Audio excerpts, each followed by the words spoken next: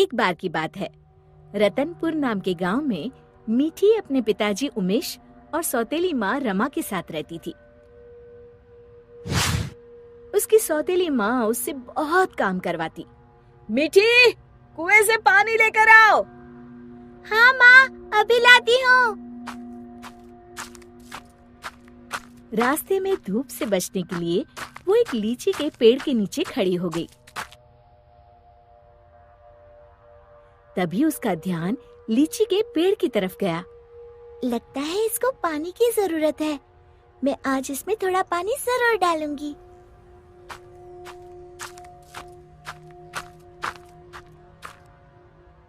लौटते समय मीठी अपने घड़े से थोड़ा पानी लीची के पेड़ में डाल देती है। अब ये उसका रोज का नियम हो गया।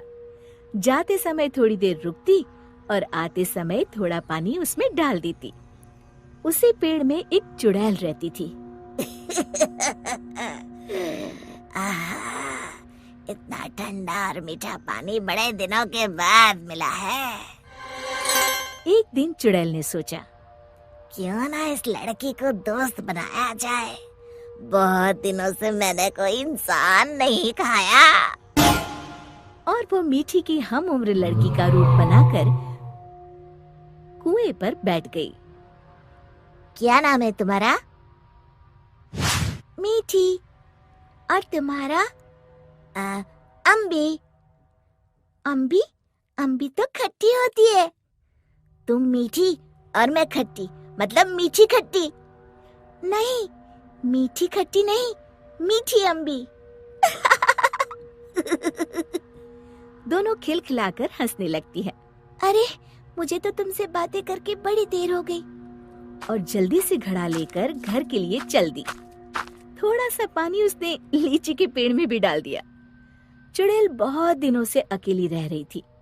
उसे मीठी का साथ अच्छा लगा। वैसे मीठी अच्छी लड़की है, क्यों ना इसे अपनी दोस्त बना लूं। ऐसे ही रोज मीठी और अम्बी कुएं पर मिलती और ढेर सारी बातें करती, खूब हंसती, खिलखिलाती। एक दिन, आज तो बड़ी देर हो गई, मीठी पानी लेने नहीं आई। क्यों ना उसके घर जाकर देखूं। ये सोचकर चुड़ैल मीठी के घर पहुंच गई। वहाँ उसने देखा, मीठी, अभी तक तुमने बर्तन नहीं धोए और पानी भी नहीं लाई। बस माँ, खाना खाकर अभी बर्तन धोती हूँ। कब से खा रही हो? जल्दी उठो, बहुत काम है। खाना खाकर मीठी बर्तन धोने लगी। आज मैंने लीची के पेड़ में पानी भी नहीं डाला और न ही अपनी दोस्त से मिल पाई। तभी चुड़ैल ने जादू से पूरे बर्तन 1 मिनट में धो डाले। मीठी आश्चर्य से यहाँ वहाँ देख रही थी कि चुड़ैल उसके शरीर में प्रवेश कर गई और वापस आकर सोफे पर लेट गई। अच्छा, तो राजकुमारी आराम फरमा रही है। बर्तन कौन धोएगा? धुल गए। रमा को मीठी की आवाज भारी सी लगी। अच्छा, जादू से धोए हैं क्या? हाँ। अब झाड़ू कौन लगाएगा? कपड़े कौन धोएगा? तुम। और कौन? अच्छा, तो मुझे जवाब देती है। ये कहते हुए रमा ने मीठी का हाथ पकड़कर झकझोर दिया।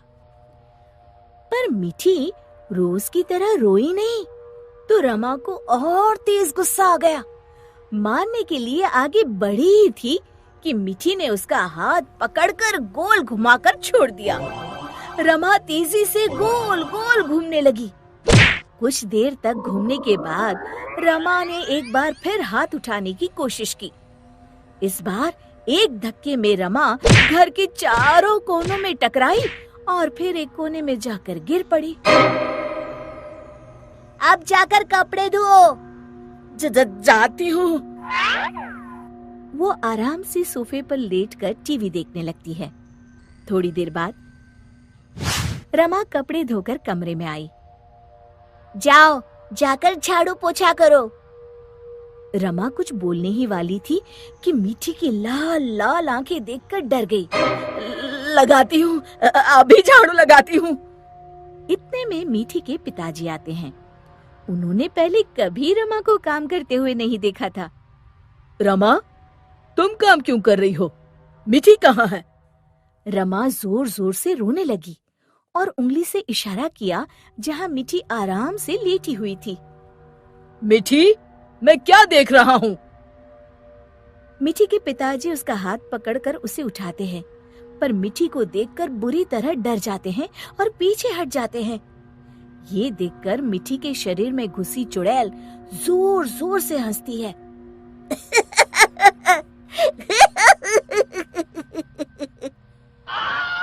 उमेश समझ जाता है कि मीठी पर चुड़ैल का साया है। कौन हो तुम और यहाँ कैसे आई?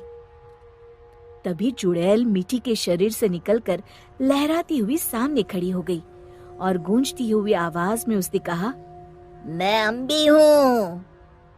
क्या कहा? अम्बी मतलब लीची वाली चुड़ैल? हाँ, और मीठी मेरी दोस्त है। तुम लोग उसे बहुत परेशान करते हो। मैं तुम सबको खा जाऊंगी। उमेश और रमा डर के मारे थर थर कांपने लगे। हमें माफ कर दो अम्बी, आज से हम ऐसा नहीं करेंगे। हाँ हाँ, हमें माफ कर दो, आज से हम ऐसा नहीं करेंगे।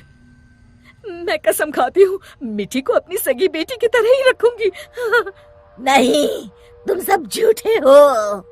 अम्बी को बहुत गुस्सा देखकर मीठी बोली, नहीं नहीं अम्बी, तुम मेरी अच्छी दोस्त हो ना। मेरे माँ पिताजी को कुछ मत करो। नहीं, इन्हें सबक मिलना जरूरी है। तुम्हें मेरी कसम। ठीक है, अभी छोड़ देती हूँ, लेकिन जब भी तुम्हें मेरी जरूरत हो मुझे बुलाना, मैं फौरन आ जाऊंगी। और फिर उस दिन के बाद से रमा ने कभी मीठी को तंग नहीं किया। शिक्षा: हमें किसी के भोलेपन या मजबूरी का नाजायज फायदा नहीं उठाना चाहिए।